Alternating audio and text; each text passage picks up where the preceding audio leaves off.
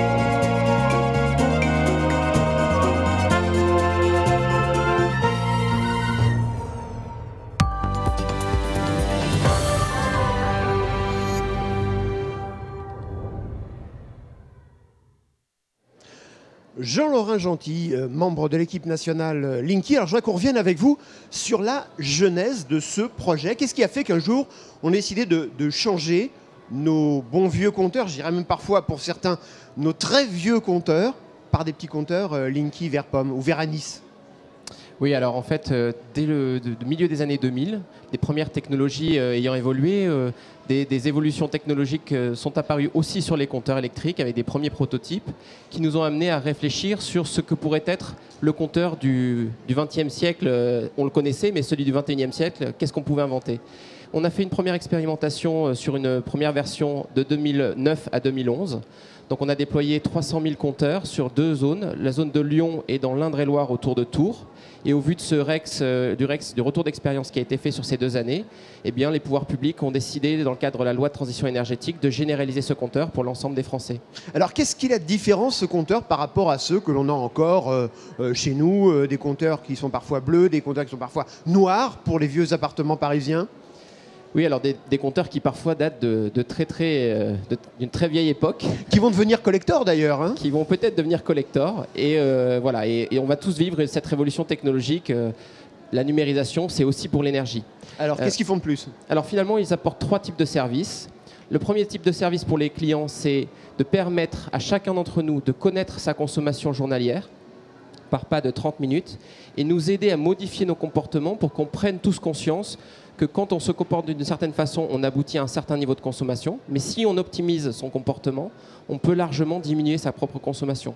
Certaines études, notamment celle du CNRS qui a été faite il y a peu de temps, montrent qu'on peut baisser la consommation de 23%. Alors, Anne-Marie, modifier ses habitudes de consommation, moi je veux bien, mais franchement, je ne regarde pas mon compteur toutes les 30 minutes. Voilà. J'ai pas le nez, j'ouvre pas le placard où se trouve le compteur pour regarder combien je consomme. Absolument. Alors il y a une expérimentation qui a été faite sur Lyon avec l'office d'HLM de Lyon et qui monte sur 1 millier de compteurs. Et les gens ont une visibilité sur leur écran, soit smartphone, soit télévision, soit ordinateur. Et on a eu 3 types de comportements. On a eu ceux, les geeks qui ont joué pendant 15 jours. On a eu ceux qui voulaient vraiment baisser leur consommation et qui pendant 2 mois l'ont regardé sérieusement. Et ils ont vu qu'est-ce qu'ils consommaient, qu'est-ce consommait moins, que la bouilloire, ça consommait beaucoup plus que faire chauffer son eau. Et ben on a changé un certain nombre d'habitudes aussi sur la façon dont on s'occupe de son réfrigérateur ou de son radiateur. Et au bout de 2 mois, effectivement, ils ont changé. Ces informations-là, on les a sur son smartphone ou sur sa tablette. Alors, ils les avaient sur leur smartphone, c'est dans l'expérimentation, et ceux-là, pendant 2 mois, ils ont pris leurs habitudes, ils ont changé leurs habitudes, et puis après, ils ont un petit peu laissé tomber, mais ils ont gardé les bonnes habitudes. Et puis, il y a un autre élément qui est assez amusant, c'est qu'il y avait dans cette expérimentation une capacité de se comparer avec des familles d'une composition comparable, et s'est aperçu que la compétition était aussi un très bon facteur d'économie d'énergie. On a envie d'économiser le plus. Et c'est les familles d'énergie positive aussi qu'on voit beaucoup. Et Linky va aider à dynamiser ce mouvement pour économiser l'énergie. Jean-Laurent, on a une idée de la quantité d'économies qu'on peut réaliser en suivant un peu plus sa consommation via ce compteur ? Oui, alors donc ça dépend effectivement de l'intensité de l'effort qu'on est prêt à mettre pour changer nos propres comportements. Si on ne les change pas, il n'y aura pas de changement, évidemment. Par contre, certaines études, alors l'ADEME parle l'Agence pour la maîtrise de l'énergie. L'Agence pour la maîtrise de l'énergie parle d'une cible moyenne de 10%. Le CNRS montre que pour des populations extrêmement motivées, on pourrait aller jusqu'à 23%. Alors, est-ce qu'il y a des avantages uniquement pour nous ou est-ce qu'il y a aussi des avantages, j'allais dire, plus collectifs ? Alors ça s'inscrit dans la loi sur la transition énergétique et donc le compteur va aussi permettre de fournir par exemple aux bailleurs sociaux ou aux collectivités locales des données globales et anonymisées, agrégées. Il ne s'agit pas du tout de rentrer dans la vie privée des gens. Ça, c'est une ligne rouge absolue. On va y revenir tout à l'heure parce qu'il y a beaucoup de choses qui ont été dites et écrites sur Linky. Voilà, donc c'est la ligne rouge absolue, mais de faire les travaux adaptés en termes d'isolation du logement, etc.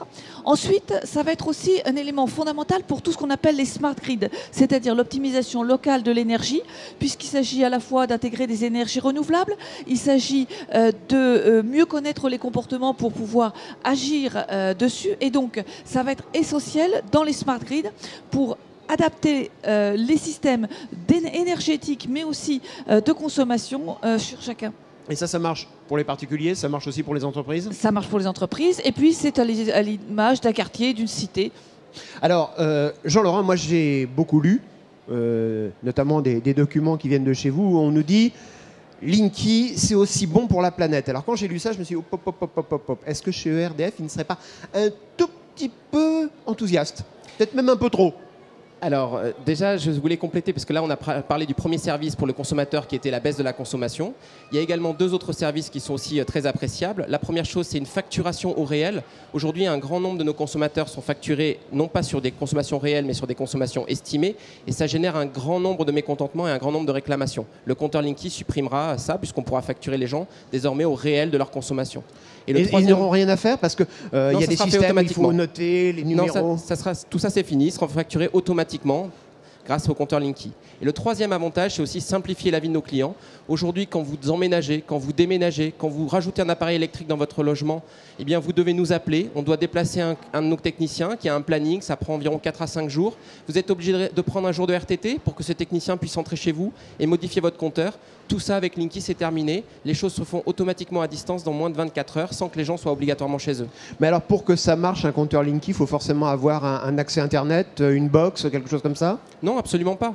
Tous les services que je viens de décrire fonctionnent automatiquement. Simplement, la partie Internet est nécessaire pour ceux qui ont envie de travailler sur leur baisse de consommation et sur leur modification de leur comportement, pour qu'ils puissent voir quasiment en direct que quand ils allument le chauffage, eh bien, effectivement, s'ils allument à 18h, s'ils allument à 19h, s'ils laissent leur télévision en veille, s'ils laissent leur box Wi-Fi, s'ils laissent leurs appareils fonctionner ou ne pas fonctionner, quelles sont les conséquences. Mais les infos, elles passent par où ?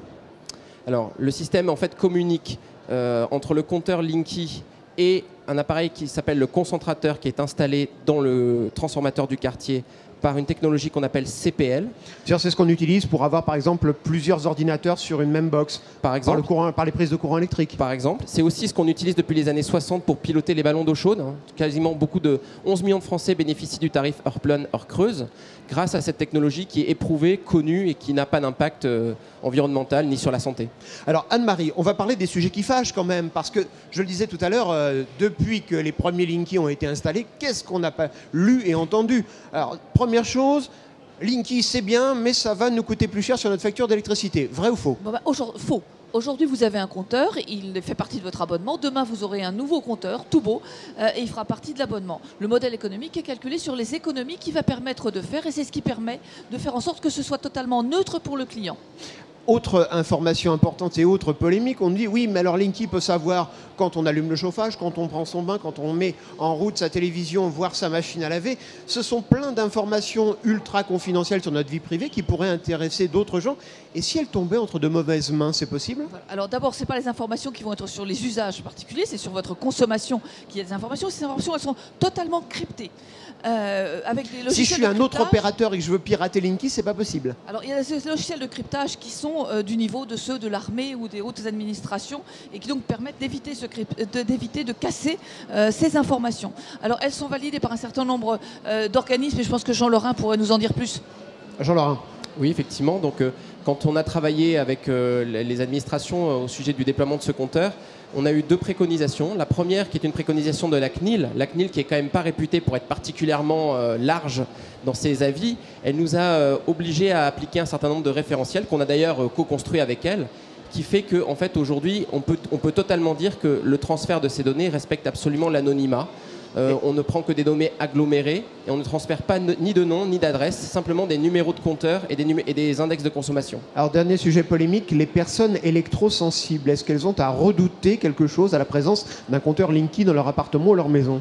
C'est une question qui revient souvent, effectivement, on a une inquiétude sur les ondes, mais ce que je voudrais quand même dire, il faut revenir en fait simplement à de quoi on parle. On parle d'un compteur qui 23h59 sur 24 ne fait que compter. Pendant moins de 1 minute par jour, il communique par une technologie CPL éprouvée, connue depuis les années 60, qui utilise les câbles électriques existants et qui transmet l'équivalent d'un gros SMS.